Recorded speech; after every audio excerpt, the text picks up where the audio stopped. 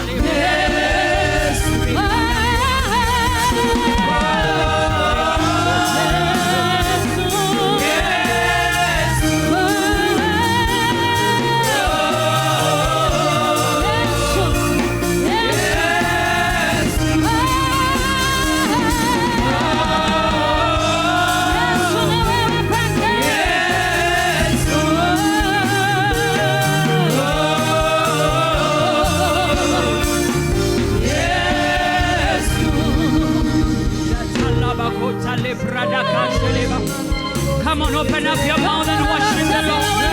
Worship the Lord this morning. Oh, we worship you, Jesus.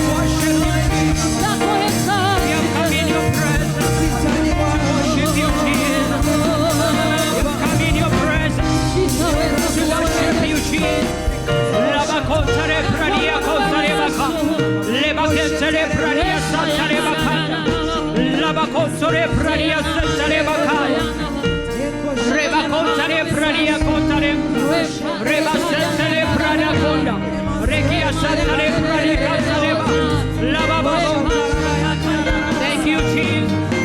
Thank you, Jesus.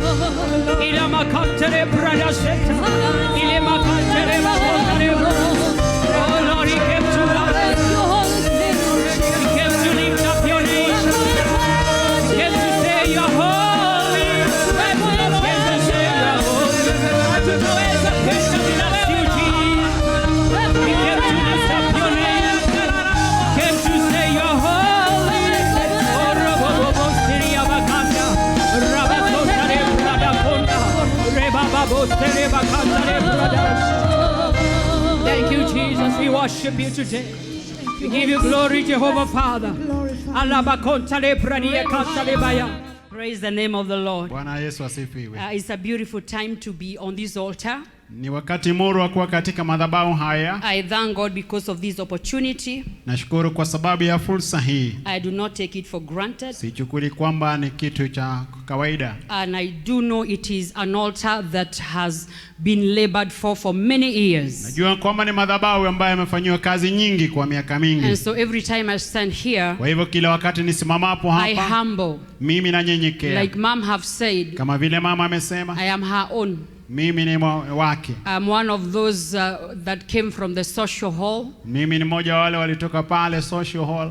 Very stubborn girl from those years. Msichana ambaye alikuwa mkaidi sana siku zile. But the Lord has kept me. Lakini Bwana amenihifadhi. And the Lord have helped them even to pastor me. Na Mungu amewasaidia pia kunichunga. So I thank God that I can stand on the altar today. Kwa hivyo nashukuru naweza simama kwenye madhabahu siku ya leo. Those years all I knew is to fall under the power. Na siku zile kile tu nilikuwa najua ni kuanguka nguvu za Mungu zikishuka. That is what I was known for. Mimi nilijulikana kwa hiyo. I would even add them a budget of hiring a taxi so that they can carry me home because I fell and they don't know where I stay. Na kwa hivyo ilikuwa inawabidi pia wananitafutia gari ili nipelekwe nyumbani kwao kwa sababu hawajui hata ninakokaa. And I remember they used to stay at Pyrethrum. Na najua walikuwa wanakaa kule Pyrethrum. And the house was upstairs. Na nyumba ilikuwa orofani. So you can imagine somebody who fell in the service. Kwa hivyo fikiria mtu ambaye alianguka akiwa ndani ya ibada. Now they have to be shipped upstairs. Lakini sasa lazima kwa nyumba yao kule Pyrethrum apelekwe chumba cha juu. These are the kind of parents that God gave me and you.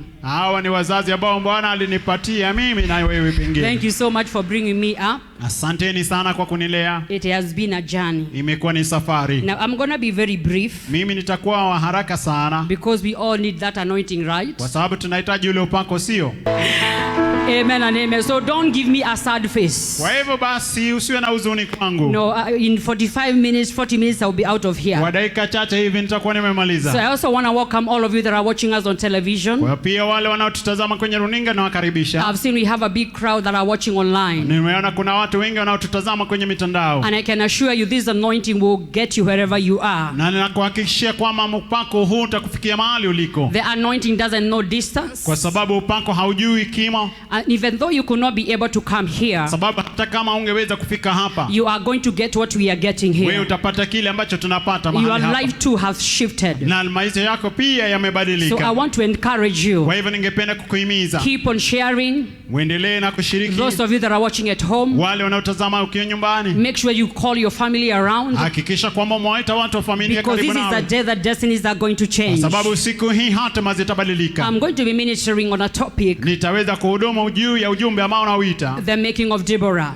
kutengeneza Debora. The making of Deborah. Kutengeneza ama kutengeneza Debora. Now Deborah is a strange character in the Bible. Kwa sababu Debora sio mtu anayejulikana sana katika Biblia. I say strange because she only appears in 2 chapters of the book of Judges. Kwa sababu anatokea katika sura 2 tu katika kitabu cha Waamuzi. We don't know how she was grown. Sisi hatujui yeye alikuwa namna gani. We don't know where she's coming from. Sisi hatujui ametoka wapi. But in chapter 4 of Judges and chapter 5, Lakini katika sura ya 4 na ya 5 ya we Waamuzi, see a woman who is victorious. tunaona mwanamke ambaye ni mshindi. We see a woman who is a warrior. Tunaona mwanamke ambaye ni shujaa. We see a prophetess. Tunaona nabii wa We kike. see a wife. Tunaona mke. We see a judge. Tunaona hakimu wa And we see maamuzi. a mother. Na tunaona mama pia. So we do not have the background of Deborah. Kwa hivyo hatujaelezewa msingi wa Debora ni nani. But one thing I know with God, Lakini kitu kimoja najua na Mungu, anybody he made great, kwamba kila mmoja ambaye alimsababisha kuwa mkuu, he took them through a process. lazima aliwapitishia katika mchakato. And Deborah was not an exception. Na Debora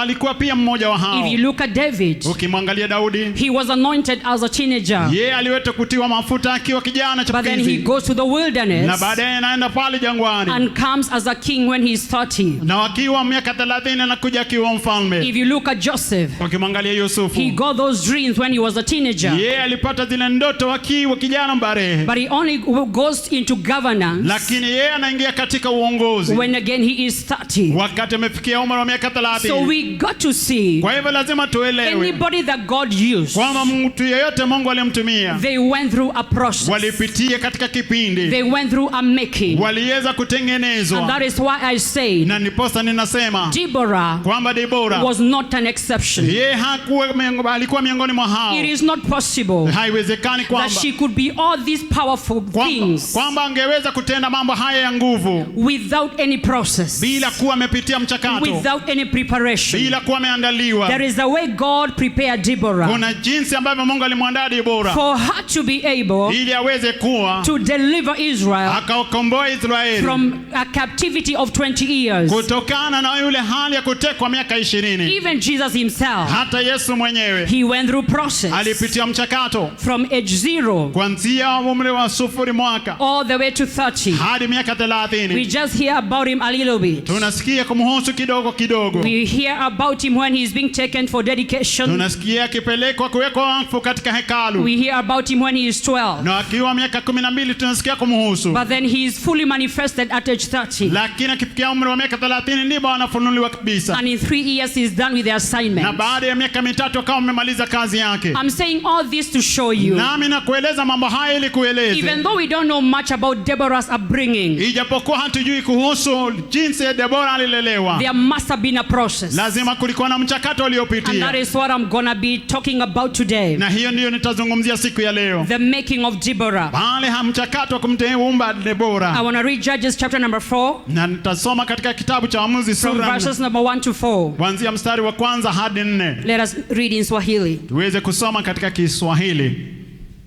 Hata alipokufa Ehudi, wana wa Israeli wakafanya yaliyo maovu tena mbele za macho ya Bwana.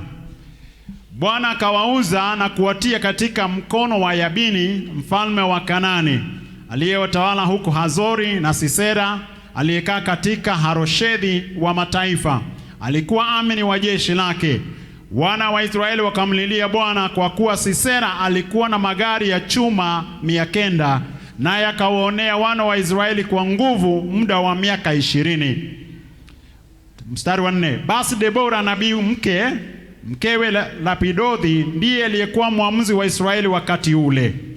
It is very interesting hali hainashangaza that God raises a woman kwamba Mungu anamuinua mwanamke in the days where Israel is under captivity of 20 years. wakati Israeli wamekuwa wameteka katika miaka 20. It is not normal. Si jambo la You kawaida. would expect a person who is a man, Ungetarajia mtu ambaye ni mwanamume, who is possibly very qualified in the army, pengine ambaye amehitimu sana katika jeshi, who knows all the art of war, ambaye anajua mambo yote kuhusiana na to be vita, judging Israel at this time. akawa ndiye mwamuzi wa Israeli wakati huu. But interestingly, Lakini na kushangaza, we find that God raises a woman tunasikia kwamba Mungu amemuinua mwanamke when Israel is under captivity. wakati Israeli wako matekani. Mom have already elaborated this Na scripture, mama ameeleza maandiko haya kwa upana, and she has told us na ametueleza kwamba that Israel was under captivity and the people that were over them had iron. kwamba Israeli walikuwa katika umateka na watu ambao walikuwa juu yao walikuwa na chuma,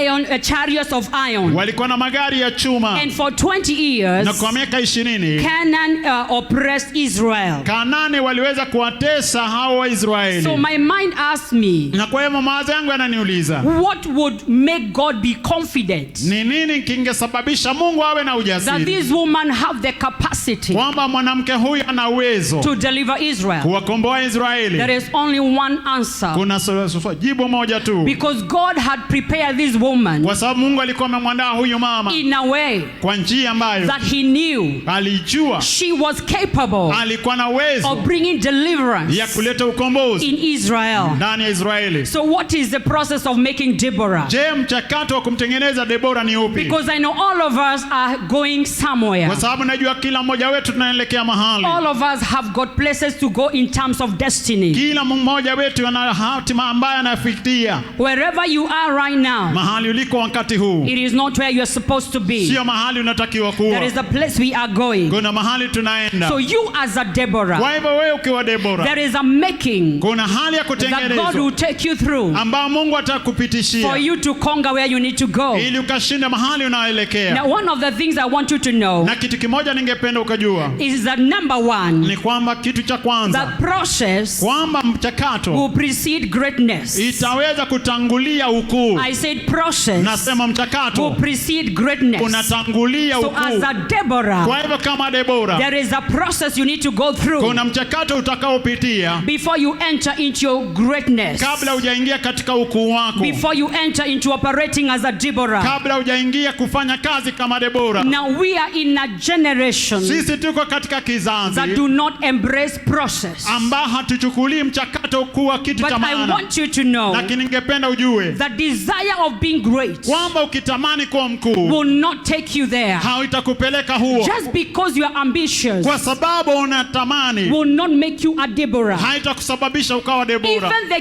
gift in you Hata kipawa kilicho ndani will yako not make you a Deborah. hakitakusababisha This ukawa is Debora. what I mean. Hivi ndivyo namaanisha. We have seen very many people, Tumeona watu wengi sana, very gifted, watu ambao very gifted, watu ambao wana kipawa kikuu, but nobody wants their gifts. lakini hakuna mtu anataka kipawa chao. That is why even when you go to YouTube, Ndiposa hata ukiingia kwenye YouTube you see all the types of music there. utaona nyimbo za kila aina kule, Gifted people. Gifted people. watu walio na vipawa, But you bypass them. lakini unawapita. Why? Kwa nini? Because gifting is good, Kwa sababu kipawa ni kizuri, but it is not everything. lakini sio kila kitu. For you to be accepted with your gift, Ili ukakubaliwe na kipawa chako, you are going to go through a process. lazima upitie You are mchakato, going to go through a making. lazima upitie hali ya So kutengenezwa. together with how you are gifted, Kwa kulingana na vile umepawa kipawa, you need to agree to the making of God. lazima ukubali Mungu I akutengeneze. want you also to know. Na mimi ningependa ukajue, Remember our point number one kumbuke kidokezo cha kwanza of making Deborah ya kutengeneza Debora is that process precedes ni greatness. kwamba mchakato unakuwa wa kwanza kabla ya ukuu. And with that I want you to know Na pia ningependa ujue that kuhusiana declarations are powerful kwamba matangazo ni ya nguvu and very necessary. na yanahitajika. Please hear what I'm saying. Hebu nisikize, Don't hear what I'm not saying. usisikize kile I sijasema. say declarations are powerful Nasema matangazo ni ya nguvu. And they are necessary. Na yanahitajika. We need to keep on declaring. Tunahitaji kuendelea kutangaza. We need to have confession that is positive. Tunatakiwa kuwa tunaongama yaliyo mema. But together with that, lakini pamoja na hayo, what you're declaring, kile ambacho unatangaza, there is a process to it. Kuna mchakato ili ukifikie. There is a reason. Na ndiposa why ambapo a lot of us, wengi wetu, because we remain at a place of declaration, kwa sababu tumeishi mahali pa kutangaza of tu, how great I am, vile nilivyo mkuu, how lifted I'm gonna be, vile ambavyo nitainuliwa, how God is coming through for me, vile Mungu anashuka kwa ajili yangu. That is the reason why we have spiritual millionaires. Na ndiposa tunakuwa na mamilionea wa kiroho. It is always in the spirit. Inakuwa ndani ya rohoni tu. Spiritual millionaires. Tuna mamilionea wa kiroho. Because we remain at a place of declaration. Kwa sababu tumeishi katika mahali pa kutangaza. Now when I say process will precede greatness, lakini ninaposema kwamba mchakato unatangulia ukuu, it means you as that millionaire, inamaanisha kwamba wewe ukiwa yule millionaire, you will need to agree with the process, lazima ukubaliane na mchakato that makes a millionaire, ambayo inatengeneza millionaire. You have said so far, umesema hadi sasa, that you are a millionaire, kwamba wewe ni millionaire, and you're still where you are, na bado uko mahali ulianzia. We may not know your financial status, hatujui jinsi ulivyo kifedha, but millionaires, lakini mamillionaire, number one, kitu cha kwanza, they are made spiritually, wameweza kuundwa kiroho, like the way you're declaring, kama vile unavyotangaza, because you can declare it, kwa sababu unaweza kuitangaza. Number two, jambo la pili, there are protocols of the word, kwa hivyo kuna jinsi unavyofuata neno, that cause you to be a millionaire, ambayo inakusababisha ukawa millionaire. Number three, jambo la tatu, there are things you need to do with your hands, kuna vitu ambavyo unatakiwa kufanya kwa mikono yako, because the Bible says, kwa sababu Biblia inasema, I'll give you power to make wealth, nitakupatia uwezo wa kutengeneza mali. So that is what I mean. Hivyo ndivyo ninamaanisha. You have to agree to process. Lazima ukaweza kuingia katika mchakato. So if you're calling as Deborah, kama wewe umeitwa kuwa Deborah, you are called to be a millionaire, umeitwa kuwa millionaire, or the billionaire of our century, ama billionaire wa karne yetu, after you have declared, baada ya kuwa umetangaza, after you have believed, baada ya kuwa umeamini, check how you do the word of God, hebu kaangalia neno la Mungu linalitendeza kazi, because the word of God is powerful, kwa sababu neno la Mungu lina nguvu, it cannot be ignored, na hakiwezi kupuuzwa. Heaven will not bypass what they have constituted, na mbinguni haitapita kile ambacho wameweza kutangaza ama kuandika, just because you have declared something, kwa sababu wewe umetangaza kitu. Praise the name of the Lord. Jina la Bwana lisifiwe. Now prophecies are good. Unabii ni mzuri. Prophecies are good. Unabii ni mzuri. I know most of us have a lot of them. Najua wengi wetu tuna unabii mwingi juu yetu. From the day you got born again, toka siku ile ulikookoka, up to now, hadi sasa, you must have a lot of prophecies. lazima umepatiwa unabii mwingi. But prophecies don't make you. Lakini unabii haukusababishi ukawa wewe. They show you direction. Zinakuonyesha njia. And you need to walk the direction. Nawe unahitajika kupiga hatua kuelekea mwelekeo huo. So as a Deborah, kwa hivyo kama Deborah, the prophetic word over your life, neno la Mungu juu ya maisha yako, is very, very important. Ni muhimu sana kwako. But you need to ask yourself, lakini unatakiwa kujiuliza, how am I going to get there? Je, nitafikaje huko? What is the road that is going to take me there? Je, ni barabara gani itanipeleka huko? Anointing is powerful. Na upako ni wa nguvu. It gives you empowerment. Inawekuwezesha. It breaks the yoke. Inavunja nira. After that, baada ya hapo, you are able to run and go to your prophetic destiny. Naweza kukimbia na kufika katika hatima yako ya kiungu. Going to church is very important. Kwenda kanisa ni muhimu sana. Like the way you came today. Nako ndipo ulikuja leo. But going to church, lakini kwenda kanisa, does not make you. Haikufanyi. What makes you? Kila kinakusababisha is doing the word that you come and hear. Ni kutenda lile neno umekuja kusikia. Because there's so many people in the church. Kwa sababu kuna watu wengi ndani ya kanisa. Who can say I've been in that church for 20 years. Ambao anaweza kusema nimekuwa kwa hilo kanisa miaka 20. But they are where they were in the last 20 years. Lakini wako tu mahali walikuwa miaka 20 imepita. Because they don't do this work. Kwa sababu walitendezi hili neno kazi. Praise the name of the Lord. Jina la Bwana lisifiwe. Now, so I want you to know. Kwa hivyo ningependa together with coming to church. Basi pamoja na kuja kanisani. As a Deborah. Kama Deborah. Make sure the word you hear. Hakikisha neno unalosikia. You are going to do it. Utalitenda. And then you are going to get where you need to get. Basi utafika mahali unatakiwa kufika. We are talking about the making of Deborah. Tunazungumza kuhusu mchakato wa kutengeneza Deborah. Now I want us to read a scripture here. Ningependa tusome andiko moja. In the book of Proverbs. Katika kitabu cha Mithali. Chapter number 21 and verses number 31. Sura 20 mstari 31. 21:31. 21:31. Praise the name of the Lord. Jina la Bwana lisifiwe. It says the horse is prepared against the day of battle, but the safety is of the Lord. Sema farasi wekwa tayari kwa siku ya vita, lakini Bwana ndiye aletaye wokovu. In other words, that scripture is saying, Kwa maneno mengine ile andiko linasema hivi, before a horse can go to war, kabla ya farasi kwenda vitani, there is preparation. kuna kuandaliwa. Like Deborah, Kama Debora, before she could commit to this war, kabla hajaweza kuingia katika vita hivi, there was a preparation. kulikuwa na maandalizi. Before she became a judge, Kabla hajakuwa there was a preparation. kulikuwa na matayarisho. But then the Bible says, Lakini Biblia inasema safety is of the Lord. kwamba wokovu ni wake Bwana. So we work in partnership together with God. Kwa hivyo lazima tuungane pamoja na Mungu. So what I want you to look at even as I continue teaching Kwa hivyo ninachotaka uone wakati ninapofundisha is your part to play.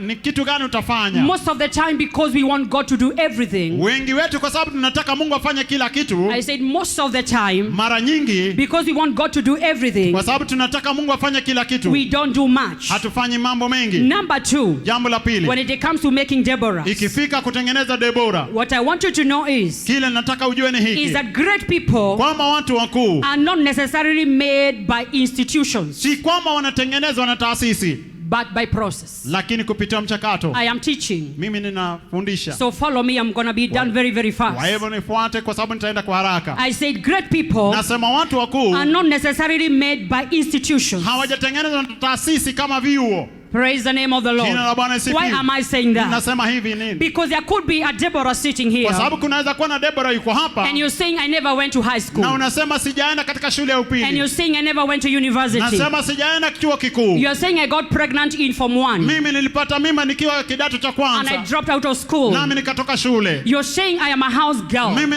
unasema mimi ni I mjakazi wa don't have nyumba. any background of education. Mimi sina elimu yoyote. Now, I want you to know as a Deborah, Ningependa ukajue kama Debora that great people kwamba watu wakuu are not necessarily made hawajatengenezwa kimahususi by institutions. kupitia taasisi. I am not against education. Mimi siko kinyume na elimu. Education is very important. Elimu ni muhimu sana. Get as much as you can get. Pata elimu yote But I unayoweza. want to encourage a Deborah Lakini nataka nikahimize Debora who does not have any advantage, ambaye hajaweza kupata faida, who is feeling disadvantaged ambaye anasikia hana faida in terms of education. kulingana na elimu, Because in the days we are living kwa in, sababu siku wanazoishi, wherever you go, mahali they unakwenda, ask you for paper. wanakuuliza kuhitimu They will kwako, ask you for a degree. watakuuliza cheti chako They will cha ask you for a shahada, certificate. watakuuliza cheti chako cha And shahada. most of us Na wengi wetu have been disqualified in life wameweza kuondolewa maishani because we don't have qualification. kwa sababu hujahitimu inavyotakikana. Those of you that are in business, Walio katika biashara, let me use you as an hebu example. niwatumie kama mfano. The great business people Watu wakuu wa biashara that we even know ambao tunawajua, were not necessarily made in a business school. si kwamba walipitia shule ya I biashara. want to show you a number of them, Ningependa nionyeshe kadha wa and I kadha, know this is going to encourage a na Deborah ninajua hii itaweza kuhimiza Debora who is fulani called in the marketplace. ambaye yuko katika uwanja wa biashara. Now there is this man called Michael Dell. Kuna huyu mtu anaitwa Michael Dell, He is the one who made the Dell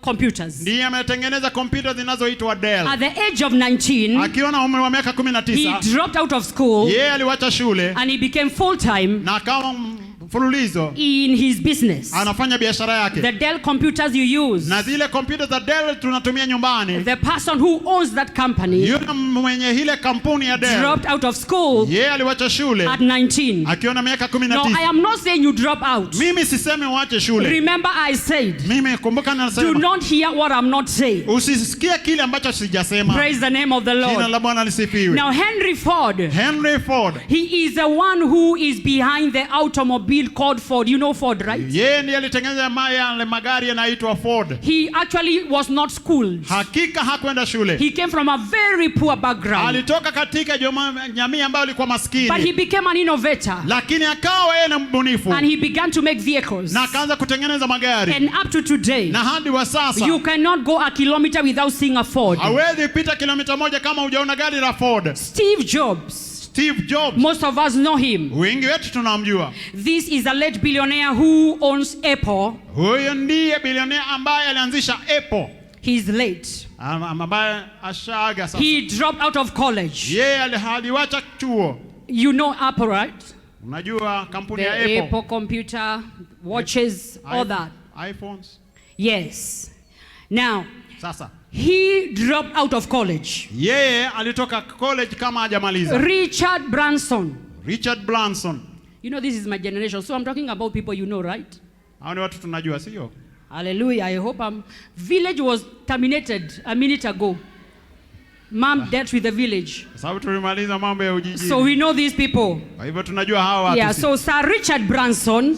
Sir Richard Branson. He is the owner of Virgin. Yeye ndiye ana mwenye Virgin. Virgin is a big company. Ni kampuni kubwa. With ship and aeroplane and all those things. Ambayo ina meli na mandege na vitu kama hizo. Yeah, thank you so much. He's aware.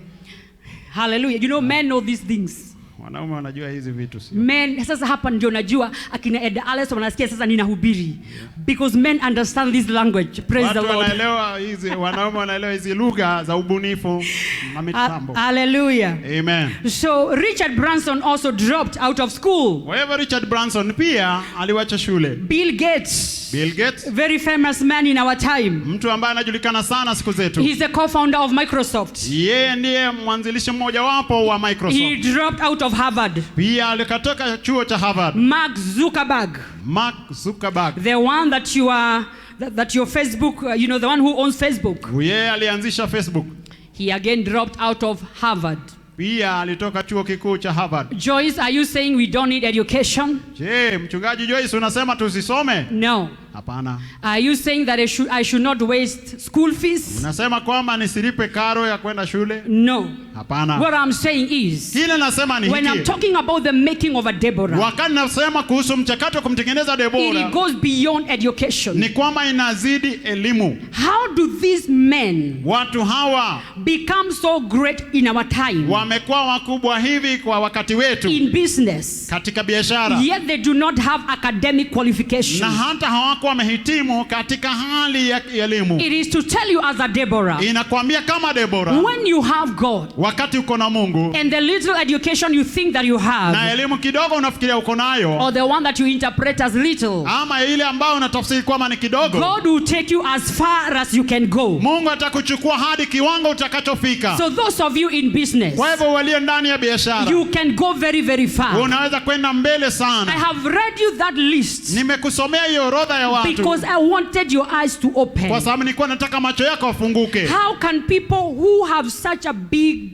investment in our time, kama watu ambao wamewekeza kwa njia hiyo katika nyakati zetu, lack education? Wakose elimu. Now who said you cannot run an M-Pesa? Ni nani alisema kwamba hawezi kuwa katika biashara ya M-Pesa? Who said you cannot run a business? Nani alisema huwezi kuanzisha biashara? If these great businesses are run by people, kama hizi biashara zimeanzishwa na watu, you are going to do it. Utaweza kuifanya. I said you are going to do it. Sema unaweza kuifanya. In short, I'm telling Deborah. Na basi nawaambia Deborah kwa ufupi. Start thinking big. Anza kufikiria mambo makubwa. Start seeing Kenya. Anza kuona Kenya. Start seeing Africa. Anza kuona Afrika. Start seeing East Africa. Anza kuona Afrika Mashariki. With the business that you're doing. Na ile biashara unayofanya. When these men begin these businesses, wakati watu hawa walianza hizo biashara zao, they don't make them for America. Hawazitengenezi kwa ajili ya Marekani. That is why today you have Apple phones. Ndiponza kuna zile simu za Apple.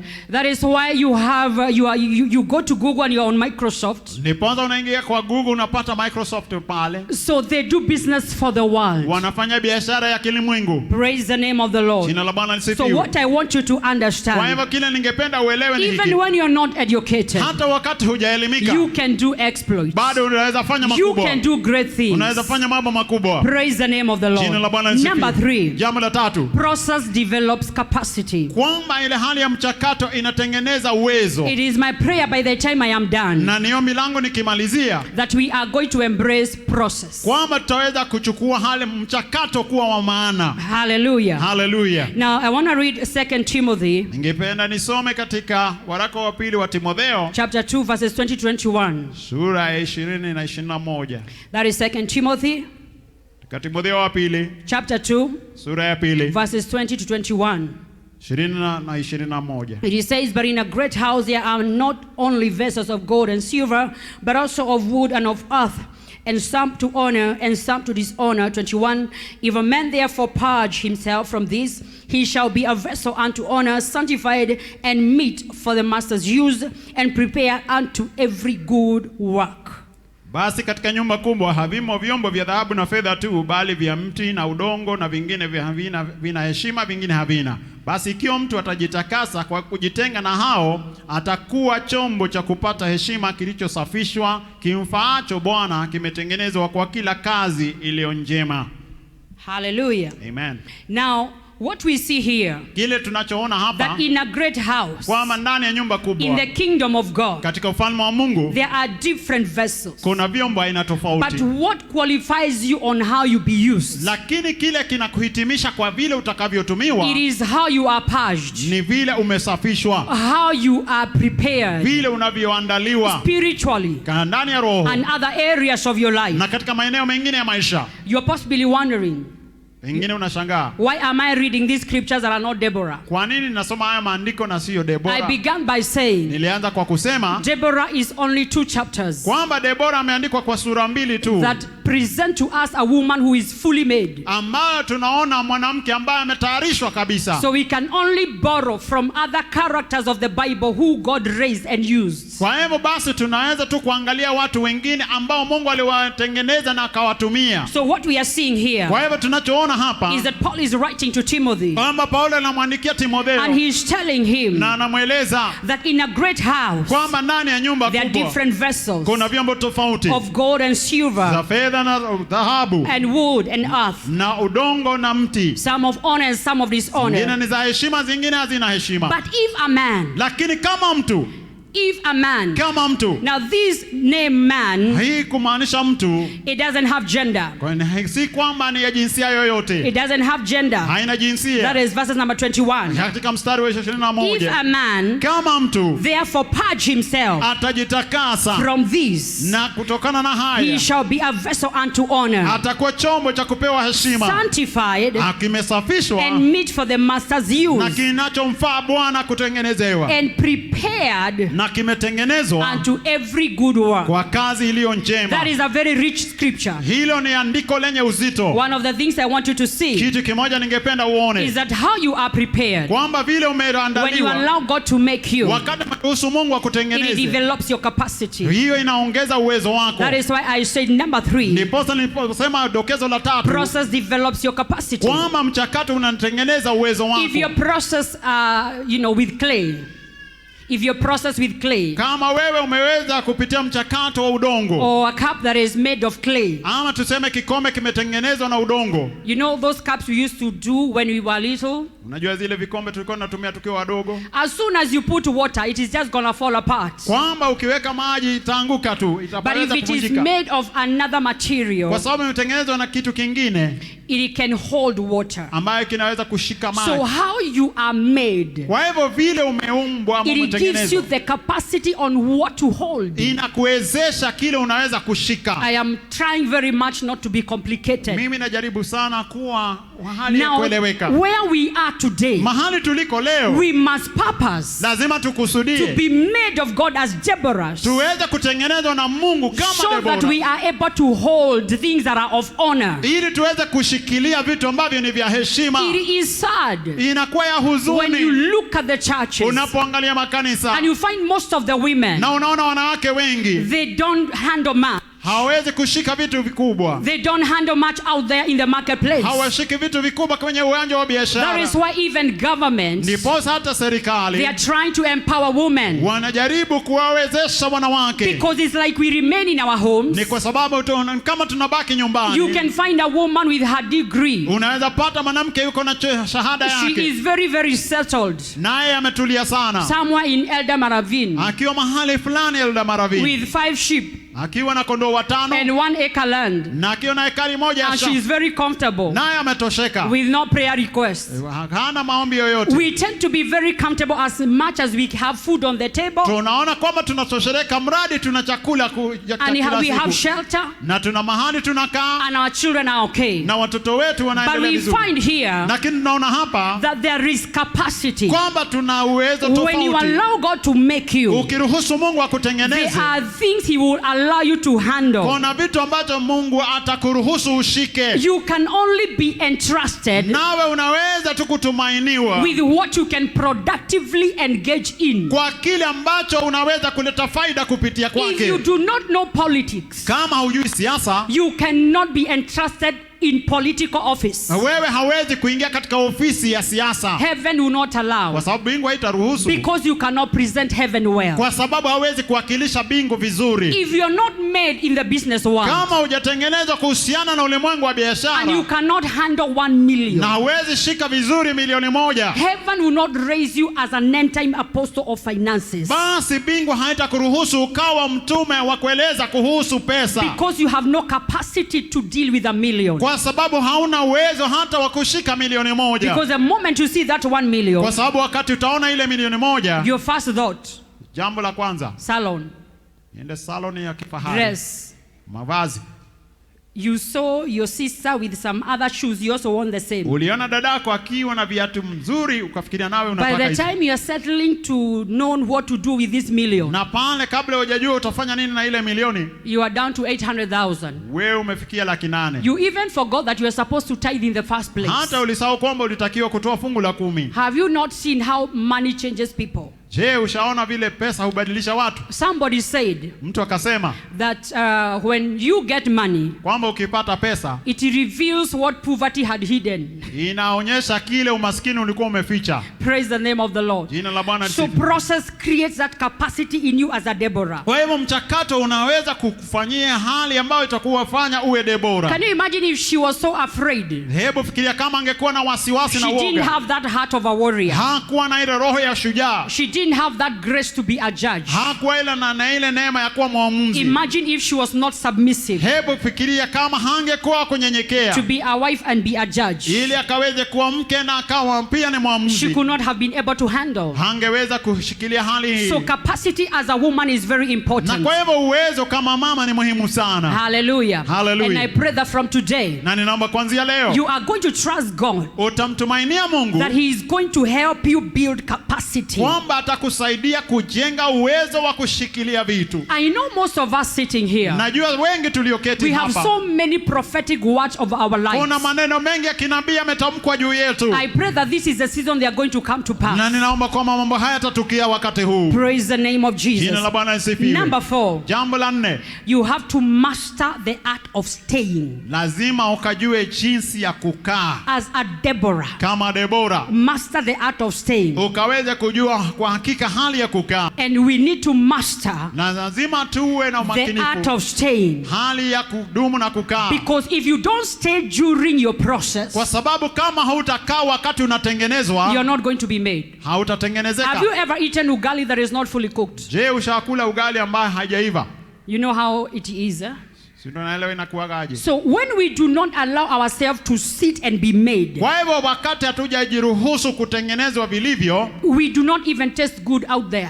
basi tunakuwa hatuna ladha hata huko nje. Nobody will want even your gift, as I said. Hakuna mtu atataka hata kipawa chako kama nilivyosema mwanzo. I am sure the giftings that are in you are so many. Najua kwamba karama na vipawa vilivyo ndani yenu ni nyingi. Nobody comes into this world empty. Hakuna mtu anakuja dunia hii akiwa bure. But how is it we don't see a lot of gifts in the Lakini kwa church? nini hatuoni vipawa hivi kanisani? Because we don't stay to be made. Kwa sababu hatukai ili tuundwe. May God help us as women Hebu Mungu atusaidie kama to wadada develop the capacity to stay. tukaweza kuwa na uwezo wa kudumu ama kukaa Until when you stand before people, hadi wakati unasimama mbele za watu they can consume what you dish out. wanaweza kuchukua kile ambacho unawapatia. Most of the time, Mara nyingi we want to dish out something that is not good for human consumption. tunataka kupatia watu ambacho kitu ambacho hakifai kwa matumizi ya binadamu. Praise the name of the Lord. Jina la Bwana Now lisifiwe. what I want you to understand, Kile ambacho nataka when you uelewe, don't stay to be made, wakati haujakaa ili even your utengenezwe, character will tell us. basi hata tabia yako The itatuonyesha. way you talk, it will tell us. Jinsi unavyoongea itatueleza. Why do we have politicians that are not talking right on our television? Kwa nini tuna wanasiasa ambao wanaongea mambo ambayo hayafai kwenye runinga? The problem is the making. Shida ni vile walivyotengenezwa. Because when you are made Kwa sababu ukiwa as a ushatengenezwa politician, kama you mwanasiasa, will know what to say. utajua cha kusema, You will know children are going to be watching. utajua kwamba watoto wanasikiza, You will know there is a generation listening to you. unajua kwamba kuna kizazi You kinakusikiliza. will know as a great politician you are mentoring a generation. Utajua kama mwanasiasa mkuu kwamba wewe unatengeneza kizazi kinachokutegemea. So there is words you don't speak. Kwa hivyo kuna maneno husemi. Because you are careful. Kwa sababu wewe una You makini. cannot allow the next generation to consume that kind of words. Na huwezi ruhusu kizazi kijacho kikaweza kupata hayo maneno ndani yao. Now, in our country, Katika nchi yetu it is like a disease. ni kama ugonjwa. We don't like process. Hatupendi mchakato. And we even like consuming things that are not processed. Hata tunapenda kula vitu ambavyo havijapitia mchakato You sawa will know sawa. by how we do our things. Ni hii utaiona kwa vile tunafanya vitu vyetu. Because you can see somebody leaving a church like this Kwa sababu utaona mtu akitoka kwa kanisa kama hili and going to a church, you can even tell the pastor is not processed. na pale utamwona ameenda kwa kanisa ambapo unaweza kusema hata mchungaji mwenyewe hajaweza kupitia mchakato That is sawa. our generation. Ni kizazi chetu hicho. We consume, we are so used to consuming things that are not made. Sisi tumezoea kutumia vitu ambavyo havijatengenezwa vizuri. And we are comfortable with it. Nasi tumetosheka nazo. You see a very beautiful woman. Unaona mwanamke mrembo sana. A woman with a great destiny. Mwanamke ambaye ana hatima kubwa. But because of frustration of not getting married, Lakini kwa sababu ya ile hali ya kuvunjika moyo kwamba hajaolewa, you just pick up any brother unachukua ndugu yeyote and you go and settle. na unaenda kukaa naye. And then you say you are going to utaenda kumwoshea mbele. Alafu unasema huyu It's tutamtengeneza a pole generation that we are used to consuming things that are not pole. Ni made. kizazi ambacho tumezoea kutumia vitu ambavyo havijatengenezwa. Even those of you who are in the HR, Hata wale ambao wanafanya kazi ya kuandika watu. if you do interviews, Wakati unafanya mahojiano, you will know most of the time the papers we present, they don't mean anything. unajua kwamba vile vikaratasi tunavyopeleka kwenye interview havina maana. Because even the way people appear in the interview, you will tell this one is not even processed for this career. Kwa sababu utajua hata mtu akitokea katika interview kwamba hajajitayarisha kwa ajili ya kazi hii. Because we don't stay to be made. Kwa sababu hatukai ili I tutengenezwe. remember one time I was doing an interview. Nakumbuka wakati mmoja nilikuwa nafanya And mahojiano. this lady came chewing gum. I will never forget for the rest of my life. Kunayo msichana alikuja hapa anatafuna. I am interviewing her. Mahali mimi namfanyia mahojiano. I like the papers. Nimesoma makaratasi. They are full of degrees. Zimejaa shahada nzuri. Degrees that cannot show her chewing gum is wrong when you are entering in an interview. Na ni degree ambazo hazimwonyeshi kwamba ni makosa kuingia katika interview room ukiwa unatafuna. Learn to stay.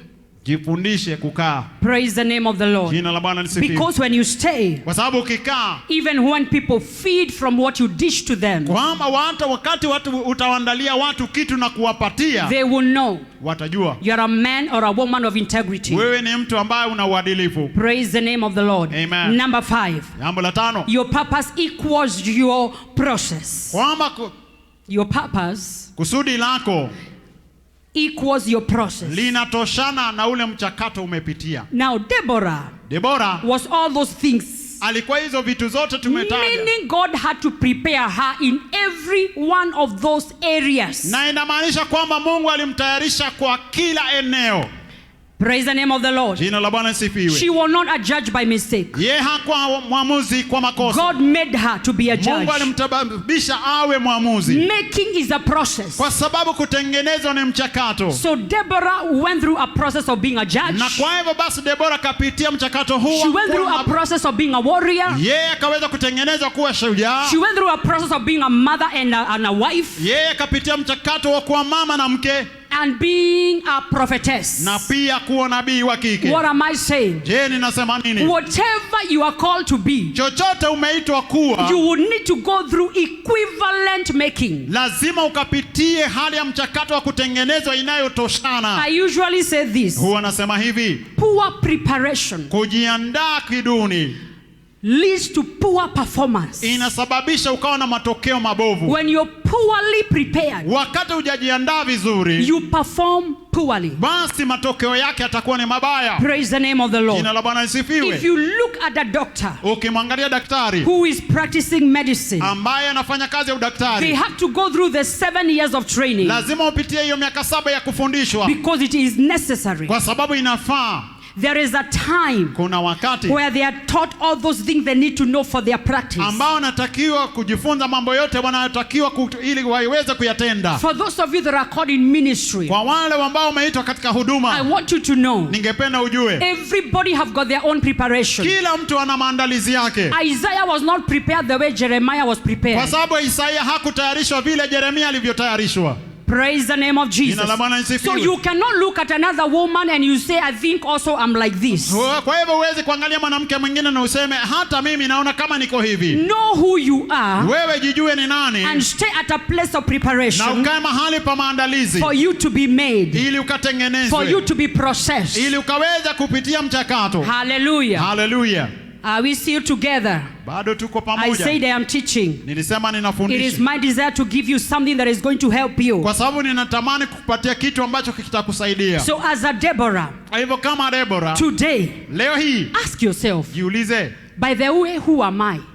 je, mimi ni nani? Who am I? Mimi ni nani? Where am I called? Kwa nini nimeitwa na Mungu? Where am I called? Nimeitwa Is wapi? it in the marketplace? Je, ni katika biashara? Am I called in the ministry? Nimeitwa katika huduma? Where am I called in government? Nimeitwa kuwa katika uongozi Who wa serikali? am I? Je, ni mimi ni nani? Because if you don't know who you are, Kwa sababu kama haujijui you will never even begin your process. hata hautaanza mchakato. That is why we are getting old, having nothing to show. Ndiposa tunazeeka bila chochote cha kuonyesha. Or getting old, having lived a life that is not even half of what we are supposed to live. Ama tunazeeka tukiwa tumeishi nusu ya maisha ambayo tungeishi. Praise the name of the Lord. Jina la Bwana lisifiwe. Number 6. Kidokezo cha 6. Champions are made in the field of practice. Kwamba mashujaa wanatengenezwa katika uwanja wa mazoezi.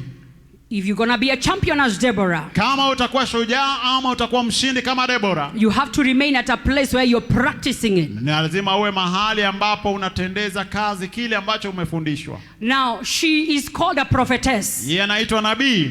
It means that she had practiced being a prophetess until the Bible recognizes her as a prophetess. Hiyo ni kumaanisha kwamba alikuwa amefanya kazi ya unabii hadi kwamba Biblia inamtaja kuwa ni nabii. So it is important for you to be at the field of practice. Kwa hivyo lazima uwe katika eneo la kutendeza kazi ama I'm kufanya sure the first mazoezi. business mom had, Najua kuna biashara mama alikuwa nayo. the first business she ever had, Biashara yake ya kwanza aliyokuwa nayo. between then and now, Kutoka wakati huo hadi sasa, she can actually see what the years of preparation have done. anaweza kuona ile miaka ya maandalizi imemfanyia nini. That is why today, Ndiposa leo she can deal with a business of millions. ndipo anaweza kushughulikia biashara ya mamilioni ya pesa. Why? Kwa nini? Because she has been practicing and practicing and practicing. Sababu amefanya mazoezi na mazoezi na mazoezi She had zaidi. known what to do and what not to do. Amejua cha kufanya na kile hutakiwi kufanya. She has known how to handle clients and how not to handle them. Amejua jinsi ya kushughulikia wateja na jinsi And she haifai. has transferred that skill to the workers. Na pia amepeleka ile taaluma kwa wafanyakazi wake. So she has created a culture in that time on how to do Na business. kwa hivyo ameweza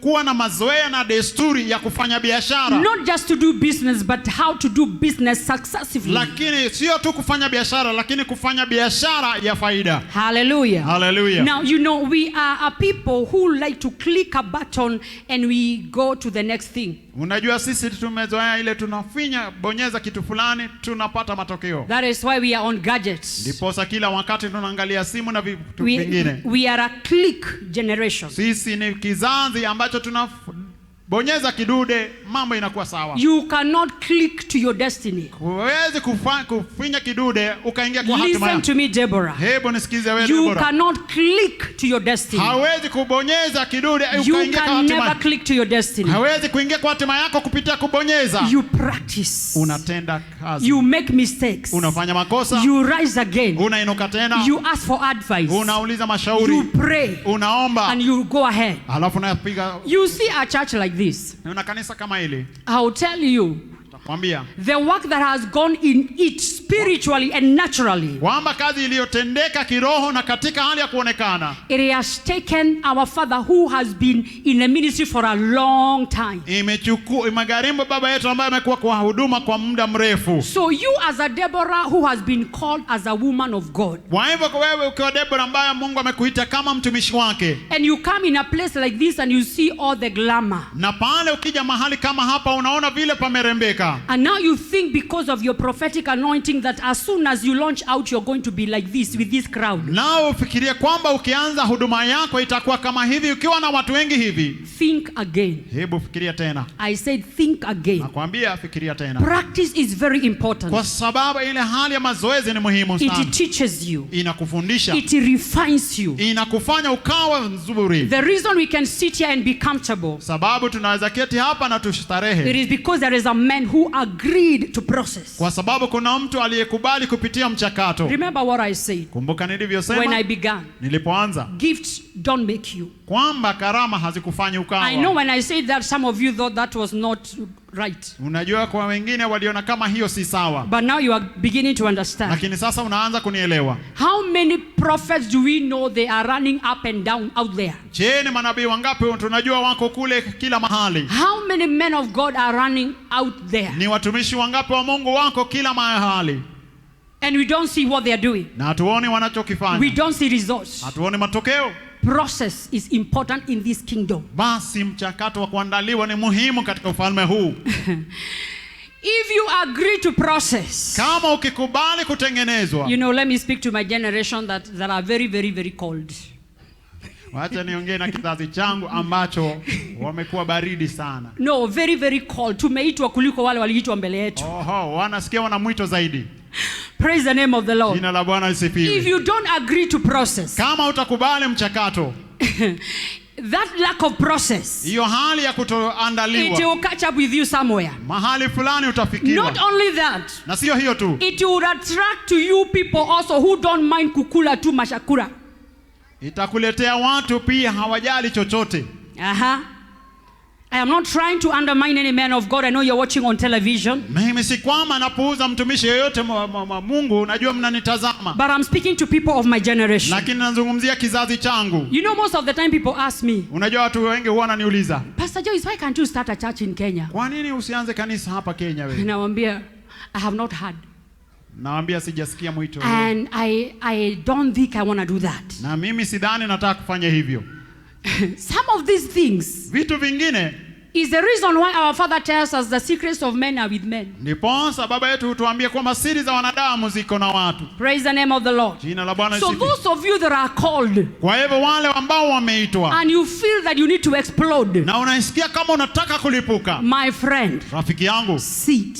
Hebu keti kwanza, be made. Ukatengenezwa. Your gifting na kipawa chako will make room for you. Itakufanyia nafasi. It will make room for you. Kipawa chako kitakutengenezea nafasi. You know, when you don't agree to process and practice and all the making, wakati hujakubaliana na mchakato na kuandaliwa na kutengenezwa, I am telling you, even if you go to State House, nakwambia hata ukienda ikulu, you are going to say one foolish thing. Utasema kitu kimoja cha ujinga. You will be thrown out. Na utapigwa teke. That is what process will do. Lakini mchakato utakusaidia. Process will help you to know even how to speak. Mchakato utakusaidia hata jinsi ya kuongea. Process will help you to know how to practice your area. Mchakato utakusaidia hata kujua eneo lako unavyolishughulikia. Number 7. Dokezo la 7. Process has trainers. Mchakato una when walimu. God makes you, wakati Mungu anakutengeneza, there are trainers. Kuna wanao kufundisha. Hallelujah. Hallelujah. And I want to go very quick on this one. Na nataka niende kwa haraka sana. This is number 7. Hii ni kidokezo. Process has trainers. Kwamba mchakato una walimu. Number 1 is people. Kitu cha kwanza ni watu. Number 2 is circumstances. Na kitu cha pili ni hali. Number 3 is the Holy Spirit. Na kitu cha tatu ni Roho Mtakatifu. So when God is making you as a Deborah, kwa hivyo wakati Mungu anakutengeneza kuwa Deborah, there are people he will bring in your life. Kuna watu Mungu ataleta kwako. Like the way you are here today. Kama vile uko hapa leo. You are going to be in 3 sessions. Utakuwa katika vipindi vitatu. Who unto you Ole wako if you cannot handle that. kama huwezi kustahimili hizo, Because God will raise people to make you. kwa sababu Mungu atainua watu wa kutengeneze. It could be one thing you're going to get out of what I'm saying, Inaweza kuwa ni kitu kimoja utapata kwa yale but ninasema, that is the only thing you needed. lakini pengine hicho ndio ulikuwa unahitaji tu. If you look at God, Ukimwangalia Mungu, He will always bring people that He's making. kila wakati ataletea watu anaowatengeneza, watu wengine wa kuwafundisha. Praise the name of Jesus. Jina la Bwana You see lisifiwe. Elijah, Elisha. Kwa Elisha You alikuwa na see Paul, Elisha. Timothy. Tunaona Paulo na Timotheo. So be a person who allow people to teach you even through books. Kwa hivyo hebu kawa mtu ambaye unafundishwa na wengine hata kupitia vitabu. Buy our books today. Hebu nunua vitabu vyetu leo. I said buy our books today. Nasema nunua vitabu vyetu leo.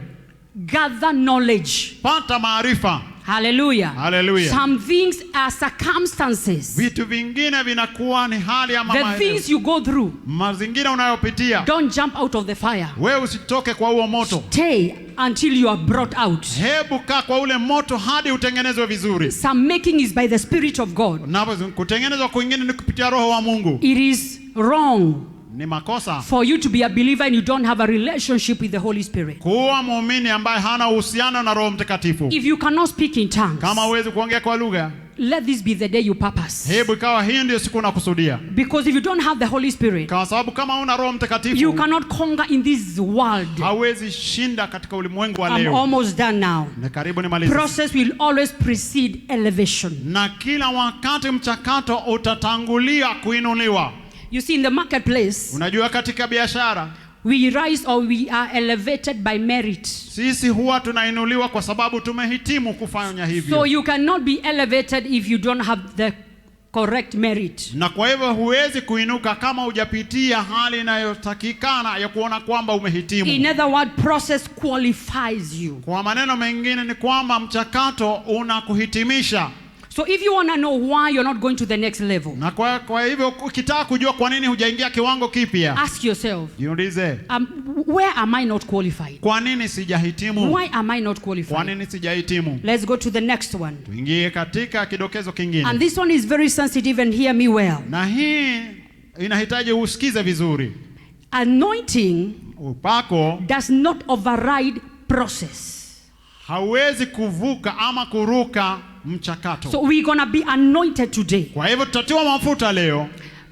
I want you to know Ningependa ujue hivi, that anointing upako will huo not override the process. si kwamba utaondoa hali ya kupitia So mchakato. once you are anointed, Basi ukiwa umetiwa it mafuta, makes it easy for you itakusababisha iwe rahisi to kwako become that businessman, ukawa yule that mwanabiashara, businesswoman. yule mwanabiashara It wa does kike. not override the process. Lakini si kwamba inaondoa mchakato kwa maisha yako. This is what it means. Hivi ndivyo inamaanisha. When you have received the anointing, Wakati pata upako, you are going to get the grace now to do things easily. utapata neema ya kufanya mambo yako kwa urahisi. So let's say the reason you want anointing today is to do exploits. Hebu tuseme unataka mafuta ili ukaweze kutenda makuu. You're not going to go lock yourself in the bedroom and think that exploits are going to happen. Wewe hautaenda ujifungie kwa chumba chako na ufikirie kwamba makuu yatatokea If the hapo. anointing today is going to be for you to get married, Kama upako utakuwa kwako ili uweze kuolewa, you have to appear somewhere. lazima utokee mahali, There is already no brother in your house, kwa sababu hakuna ndugu ambaye yuko so kwako. you cannot remain in the house. Kwa hivyo huwezi kukaa kwa nyumba, You have to show up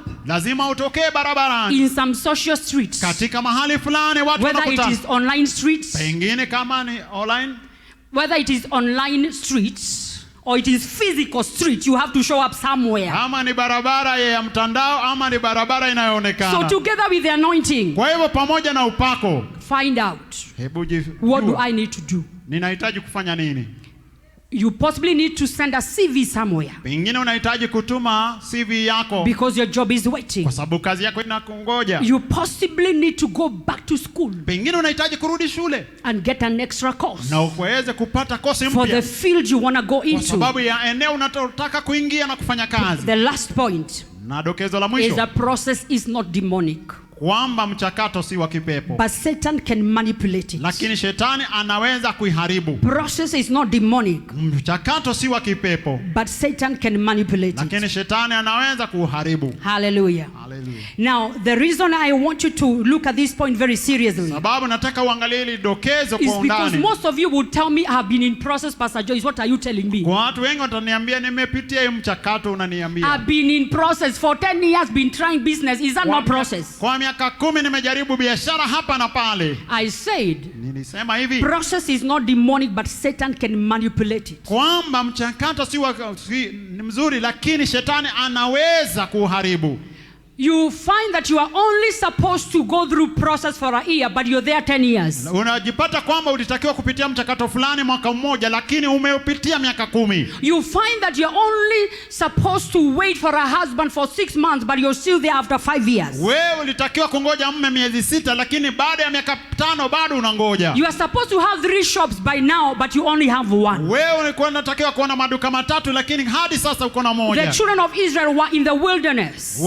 Wana wa Israeli walikuwa jangwani. Satan manipulated the process. Kwa sababu shetani aliingilia ule mchakato. It took them that long, 40 years. Na ikachukua muda mrefu, miaka 40. And now this is where our Father comes in. Na hapa ndipo Baba anaingilia. Praise the name of the Lord. Jina la Bwana lisifiwe. Because I believe most of us, kwa sababu wengi wetu ninaamini, we have remained at a place of process forever. Tumebaki mahali pa mchakato milele. Until that process now has become your life. Hadi yule mchakato kumekuwa ni maisha yako. That process has become normal to you. Na hiyo hali imekuwa ni ya kawaida kwako. Praise the name of the Lord. Jina la Bwana lisifiwe. We have to break out today. Lazima leo tuweze kutoka. After 10 years, Baada ya miaka 10, we have to break out. lazima tutoke. After 5 years, Baada ya miaka 5, you have to break out. lazima utoke. Praise the name of the Jina la Lord. Bwana lisifiwe. You know the vision that God showed you. Unajua maono Mungu You know alikuonyesha. the dream He gave you. Unajua ndoto And aliyokuonyesha. you still not seeing the Na manifestation. bado hujaona madhihirisho yake. Now, let us stand up. Hebu tusimame. Because the hammer for the nail is here. Kwa sababu nyundo ya kupigilia msumari iko hapa. I say the hammer for the nail is here. Nimesema nyundo ya kupigilia What msumari. is that is keeping you in that process for a long Nini time? hiyo inakuweka kwa mchakato muda huo wote? You're still going through process emotionally. Bado unapitia katika mchakato haikihisia. Uliachwa miaka 5 ilipita na bado unaongeaga aliniacha. Why now? Kwa nini sasa?